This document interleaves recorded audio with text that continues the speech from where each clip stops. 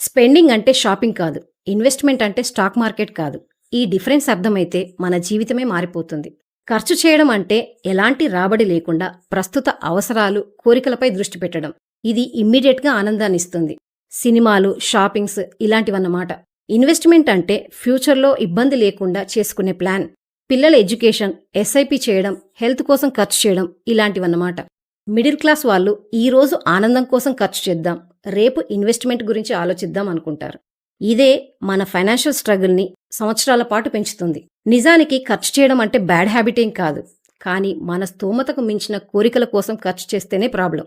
ఆ మాటకొస్తే పెట్టుబడి కూడా ఒక రకమైన ఖర్చే. కాకపోతే ఫ్యూచర్లో రాబడిచ్చే తెలివైన ఖర్చు. అలా అని మీ ఆర్థిక స్థితిని మించి పెట్టుబడి పెట్టడం కూడా కరెక్ట్ కాదు. సరైన స్పెండింగ్, ఇన్వెస్ట్మెంట్ నాలెడ్జ్ ఉంటే మన ఫైనాన్షియల్ స్ట్రెస్ని తగ్గించుకోవడం పెద్ద కష్టమేం కాదు.